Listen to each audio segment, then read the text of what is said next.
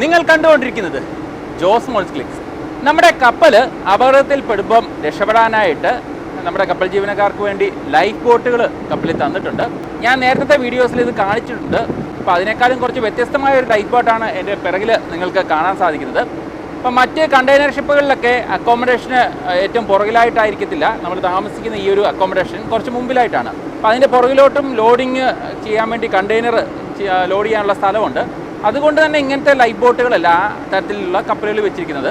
അക്കോമഡേഷന് രണ്ട് സൈഡിലായിട്ട് രണ്ട് ലൈഫ് ബോട്ടാണ് അവിടെ കൊടുത്തിരിക്കുന്നത്. എന്നാൽ ടാങ്കർ കപ്പലുകളും ബൾക്ക് കാരിയർ ഷിപ്പുകളൊക്കെ ഇതുപോലത്തെ ഫ്രീ ഫോൾ ലൈഫ് ബോട്ടാണ് അവിടെ കൊടുത്തിരിക്കുന്നത്. അപ്പോൾ ഈ കപ്പലിലും നമ്മുടെ അക്കോമഡേഷൻ കപ്പലിൻ്റെ ഏറ്റവും പിറകിലായിട്ടാണ് സ്ഥിതി ചെയ്യുന്നത്. അതുകൊണ്ട് തന്നെയാണ് ഇവിടെ ഈ തരത്തിലുള്ള ഫ്രീ ഫോൾ ലൈഫ് ബോട്ട് കൊടുത്തിരിക്കുന്നത്. അപ്പോൾ ഇതിൻ്റെ പ്രത്യേകത എന്ന് പറഞ്ഞാൽ ഇപ്പം കപ്പൽ എന്തെങ്കിലും അപകടത്തിലൊക്കെ പെട്ട് കഴിഞ്ഞാൽ, അതായത് വലിയൊരു തീപിടുത്തം പിടിച്ചു, അപ്പോൾ നമുക്ക് തീപിടുത്തമൊക്കെ വരുമ്പോൾ നമ്മളത് അണയ്ക്കാൻ ശ്രമിക്കുമെങ്കിലും ചിലപ്പോൾ നമ്മുടെ കൺട്രോളിൽ ആയിരിക്കത്തില്ലെങ്കിൽ നമ്മൾ പിന്നെ കപ്പലിൽ നിൽക്കുന്നത് സേഫ് അല്ല. അതുപോലെ ഇപ്പം പെട്ടെന്ന് കപ്പൽ ഒടിഞ്ഞ് മുങ്ങുകയൊക്കെ ചെയ്യുന്ന അവസരത്തിൽ എത്രയും പെട്ടെന്ന് കപ്പലിൽ നിന്ന് നമുക്ക് രക്ഷപ്പെട്ട് പോകേണ്ടതുണ്ട്. അപ്പം അങ്ങനത്തെ അവസരത്തിൽ ഈ ഫ്രീ ഫോൾ ലൈഫ് ബോട്ടിൽ പെട്ടെന്ന് നമുക്ക് രക്ഷപ്പെടാൻ സാധിക്കും. അപ്പോൾ ഈ ബോട്ട് വെച്ചിരിക്കുന്ന പൊസിഷൻ തന്നെ നോക്കിയാൽ കാണാം എത്രയും പെട്ടെന്ന് പോകാനായിട്ടുള്ള ആ ഒരു സെറ്റപ്പിലാണ് വെച്ചിരിക്കുന്നത്. അപ്പം നമ്മൾ അതിൽ കുറേ ലാഷിംഗ് ഒക്കെ ഉണ്ട്, അതൊക്കെ അഴിച്ചിട്ട് എല്ലാവരും അകത്ത് കയറി ഒരു ലിവർ ഓപ്പറേറ്റ് ചെയ്ത് കഴിഞ്ഞാൽ നേരെ വെള്ളത്തിലേക്ക് ചെന്ന് പതിക്കും. അപ്പം അങ്ങനെ പതിക്കുമ്പം ഒടിയാതിരിക്കാൻ നല്ല സ്ട്രോങ് ആയിട്ടാണ് ഈ സംഭവം പണിത് വെച്ചിരിക്കുന്നത്. അപ്പം ഓരോ കപ്പലുകളിലുള്ള ബോട്ടിൻ്റെ കപ്പാസിറ്റി, എത്ര പേരെ സീറ്റിംഗ് കപ്പാസിറ്റി ഒക്കെ വ്യത്യസ്തം ആയിരിക്കും. ഇപ്പം ഞങ്ങളുടെ ഈ കപ്പലിൽ തന്നിരിക്കുന്ന ലൈഫ് ബോട്ടിൻ്റെ സീറ്റിംഗ് കപ്പാസിറ്റി ഒരു ചെറിയ ടൂറിസ്റ്റ് ബസ്സിൻ്റെ അത്രയുണ്ട്. അതായത് 32 പേർക്ക് കയറി ഇരിക്കാൻ പറ്റിയ ഒരു കപ്പാസിറ്റിയാണ് ഇതിന് കൊടുത്തിരിക്കുന്നത്. അപ്പം ഇതിൻ്റെ ഉള്ളിലെ കാഴ്ചകളൊക്കെ നമുക്ക് പെട്ടെന്നൊന്ന് പോയി കണ്ടിട്ട് വരാം. ലൈഫ് ബോട്ടിനുള്ളിലേക്ക് പ്രവേശിക്കാനായിട്ട് ഇതുപോലത്തെ ഒരു ഡോറ് കൊടുത്തിട്ടുണ്ട്. അതിൽ 32 പേഴ്സൺസ് എന്ന് എഴുതിയിട്ടുണ്ട്. അതായത് 32 പേർക്കാണ് ഇതിനകത്തുള്ള കപ്പാസിറ്റി, അത്രയും പേർക്കോ കയറാൻ പറ്റുള്ളൂ. അപ്പോൾ ഈ ഡോറ് വഴി നമുക്ക് അകത്തേക്ക് കയറാം. അപ്പോൾ നമ്മൾ ഈ ലൈഫ് ബോട്ടിന് ചലിപ്പിക്കുന്ന എഞ്ചിന് ഈ ഒരു പൊസിഷനിലാണ് കൊടുത്തിരിക്കുന്നത്. അപ്പോൾ അതെല്ലാം ഈ ഒരു അടപ്പ് വെച്ച് മൂടിയിട്ടുണ്ട്. ഇതാണ് ഈ ലൈഫ് ബോട്ടിൻ്റെ എഞ്ചിൻ, ഡീസൽ വെച്ചിട്ടാണ് ഓടുന്നത്.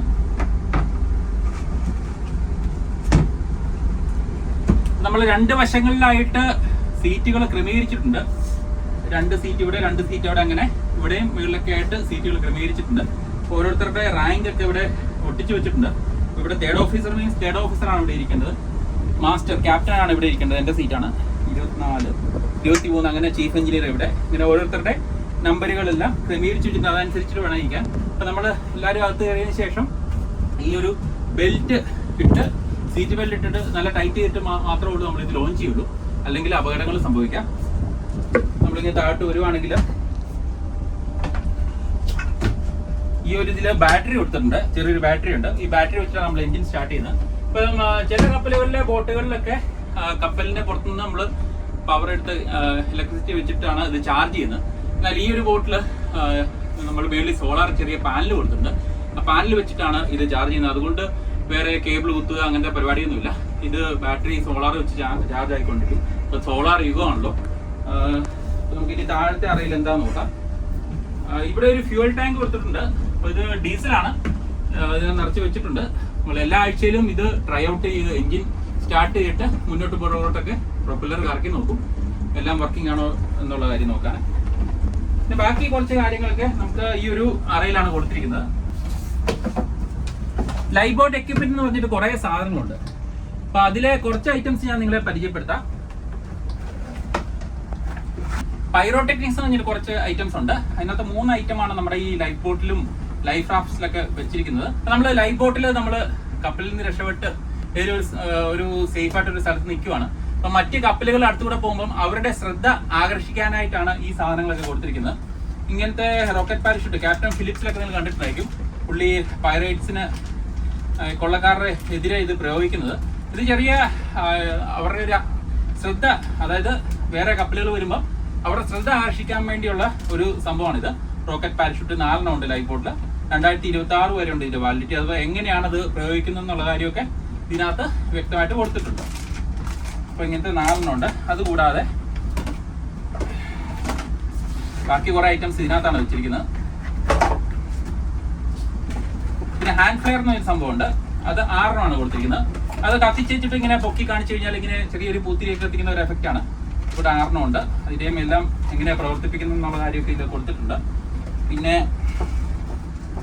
ബോയിൻ സ്മോക്ക് സിഗ്നൽ എന്ന് പറഞ്ഞിട്ട് 2 ഇത് കൊടുത്തിട്ടുണ്ട്. ഇത് നമ്മൾ ഇത് തുറന്ന് വെച്ചത് ഓപ്പറേറ്റ് ചെയ്തിട്ട് വെള്ളത്തിലിട്ട് കഴിഞ്ഞാൽ ഇങ്ങനെ ഓറഞ്ച് കളറിൽ പുക വരും. അങ്ങനെയൊക്കെയാണ് മറ്റുള്ളവരുടെ, അതായത് ചുമ്മാ നമ്മൾ വെള്ളത്തിൽ കിടന്നിട്ട് ഇതൊന്നും ചെയ്യത്തില്ല.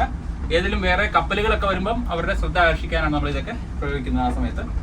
പിന്നെ നമുക്ക് ഇതിനകത്ത് ഒരു മീനെ പിടിക്കാൻ വേണ്ടിയുള്ള ഫിഷിംഗ് ടാക്കിൾ, അതായത് ഫിഷിംഗ് ലൈനും അതിൻ്റെ ചൂണ്ടക്കമ്പി കാര്യങ്ങളൊക്കെ കൊടുത്തിട്ടുണ്ട്. അപ്പം അങ്ങനെ ഇത് ഉപയോഗിച്ച് പിടിക്കുന്ന മീന് നമുക്ക് കഴിക്കാൻ വേണ്ടിയുള്ളതല്ല.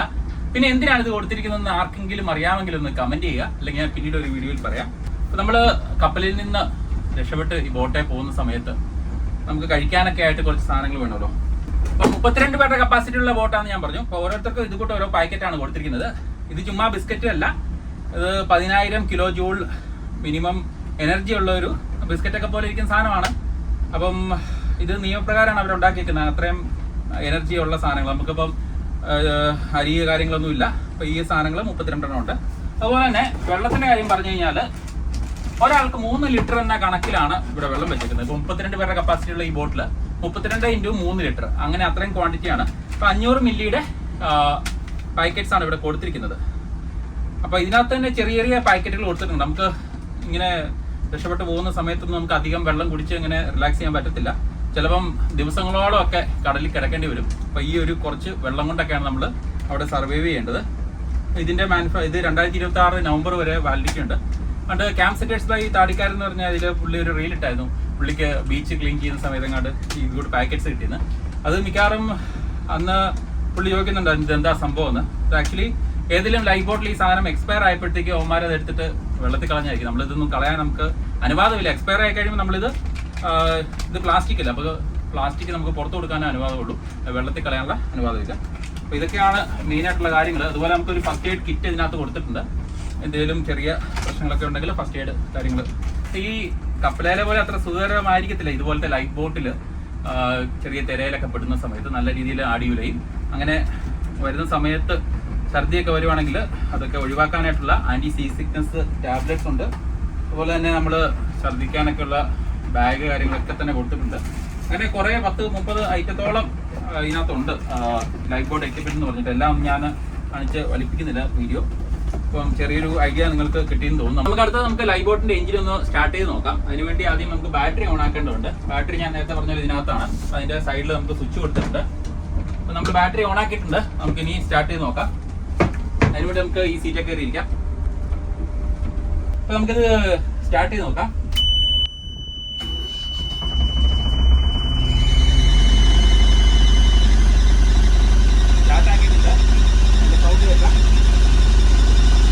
നമ്മുടെ പ്രൊപ്പല്ലർ മുന്നോട്ട് കറങ്ങാൻ വേണ്ടി നമ്മുടെ ലിവർ കൊടുത്തിട്ടുണ്ട്. ഇതാണ് സ്പീഡ് അഡ്ജസ്റ്റ് ചെയ്യുന്നത്. ഇപ്പം മുന്നോട്ട് ഇറങ്ങിക്കൊണ്ടിരിക്കുകയാണ് അത്.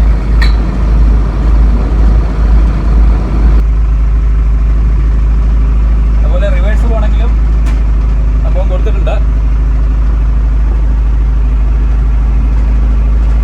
നമുക്ക് ഇനി സ്റ്റോപ്പ് ചെയ്യണമെങ്കിൽ ഒരു ബട്ടൺ ഉണ്ട്, അവിടെ നിങ്ങൾക്ക് സ്റ്റോപ്പ് ചെയ്താൽ മതി. അതുപോലെ നമുക്ക് അകത്തെ ലൈറ്റ് കാര്യങ്ങളൊക്കെ ചെയ്യാനുള്ള സ്വിച്ചുകളൊക്കെ ഇവിടെ കൊടുത്തിട്ടുണ്ട്. ലൈറ്റൊക്കെ ഉണ്ട്. ഇങ്ങനെ ഇതിന്റെ മോൾവശത്ത് ഒരു ലൈറ്റ് ഉണ്ട്. അതെല്ലാം ഉള്ള സ്വിച്ച് കാര്യങ്ങൾ, സെർച്ച് ലൈറ്റ് കാര്യങ്ങളെല്ലാം തന്നെ ഉള്ള സ്വിച്ച് എല്ലാം ഇവിടെ ഉണ്ട്. അപ്പൊ ഞാൻ നേരത്തെ പറഞ്ഞാൽ ഒരു ലിവർ ഓപ്പറേറ്റ് ആയിട്ട് നമുക്ക് ഇതിനെ ലോഞ്ച് ചെയ്യിക്കാം. അതാണ് ലിവറൊക്കെ ഇവിടെയാണ് കൊടുത്തിരിക്കുന്നത്. പിന്നെ എൻജിൻ സ്റ്റാർട്ട് ചെയ്തിട്ട് നമുക്ക് സാധാരണ ബോട്ടിന്റെ ഒക്കെ പോലെ ഒരു സ്റ്റിയറിംഗ് കൊടുത്തിട്ടുണ്ട് അങ്ങോട്ടും ഇങ്ങോട്ടും തിരിക്കാൻ. അതുപോലെ മാഗ്നറ്റിക് കോമ്പസ് ഇവിടെ കൊടുത്തിട്ടുണ്ട്. അപ്പോൾ ഇതൊക്കെ നോക്കി ഡയറക്ഷനൊക്കെ നോക്കിയായിരിക്കും നമ്മൾ യാത്ര ചെയ്യുന്നത്. അപ്പം പല സീറ്റുകൾ ഞാൻ നേരത്തെ പറഞ്ഞ പോലെ കൊടുത്തിട്ടുണ്ട്. നമുക്കിനി ഒരു കാര്യം കൂടെ നോക്കാം. അതായത് ഈ ഒരു ആരെങ്കിലും വെള്ളത്തിലൊക്കെ വീണ് അവരെ റെസ്ക്യൂ ചെയ്യാൻ പോകണമെങ്കിൽ നമുക്ക് ഈ ഒരു സാധനമായിട്ട് പോകാൻ ബുദ്ധിമുട്ടാണ്. അതിനുവേണ്ടി തന്നെ ഇങ്ങനത്തെ ഫ്രീ ഫോൾ ലൈഫ് ബോട്ട് കൊടുത്തിരിക്കുന്ന കപ്പലുകളിൽ ഒരു റെസ്ക്യൂ ബോട്ട് 6 പേരെ കൊണ്ടുപോകാൻ പറ്റുന്ന ഒരു റെസ്ക്യൂ ബോട്ട് കൂടെ കൊടുത്തിട്ടുണ്ട്. അത് നമുക്ക് ജസ്റ്റ് ഒന്ന് കണ്ടുവച്ചിട്ട് ഈ വീഡിയോ അവസാനിപ്പിക്കാം. നേരത്തെ പറഞ്ഞ റെസ്ക്യൂ ബോട്ടാണ് ഈ കാണുന്നത്. 6 പേർക്കാണ് അതിൽ സഞ്ചരിക്കാൻ പറ്റുന്നത്. ആരെങ്കിലും വെള്ളത്തിലൊക്കെ വീണ് കഴിഞ്ഞാൽ ഈ ഒരു ബോട്ട് വെച്ചിട്ടാണ് നമ്മൾ പോയി അവരെ രക്ഷപ്പെടുത്താൻ ശ്രമിക്കുന്നത്. അപ്പം അതിനകത്തുള്ള ആവശ്യമുള്ള എക്യുപ്മെന്റ് കാര്യങ്ങളൊക്കെ ഈ ഒരു ലോക്കറിലാണ് കൊടുത്തിരിക്കുന്നത്. ഡീസലും മറ്റു കാര്യങ്ങളെല്ലാം തന്നെ. അപ്പോൾ നമ്മൾ പോകുന്ന സമയത്ത് ഇത് എടുത്തുകൊണ്ടാണ് പോകുന്നത്. അപ്പോൾ നിശ്ചിത കാലയളവുകളിൽ നമ്മൾ ഈ ബോട്ടൊക്കെ വെള്ളത്തിൽ ഇറക്കി ഓടിച്ച് പരിശീലനം ചെയ്യാറുണ്ട്. അതൊരു നിയമമാണ്, നിയമപരമായിട്ട് ചെയ്യേണ്ടതാണ്. എന്നിട്ട് നമ്മൾ ബുക്കിലൊക്കെ അത് ഒഫീഷ്യൽ ബുക്കിൽ നമ്മൾ എഴുതി ഒപ്പിട്ട് സൂക്ഷിച്ചു വെക്കാറുണ്ട്. അപ്പോൾ പുറത്തുനിന്ന് ആൾക്കാരൊക്കെ ചോദിച്ചു കഴിഞ്ഞാൽ നമുക്കത് കാണിക്കാൻ ബാധ്യസ്ഥരാണ്. നമ്മുടെ സേഫ്റ്റിക്ക് വേണ്ടിയാണ് ഇതൊക്കെ ചെയ്യുന്നത്. അപ്പോൾ ഇന്നത്തെ വീഡിയോ നിങ്ങൾക്ക് എല്ലാവർക്കും ഇഷ്ടമായതായിരുന്നു. മറ്റൊരു വീഡിയോയുടെ കാണുന്നവരേക്കും stay tuned, stay safe. Thank U.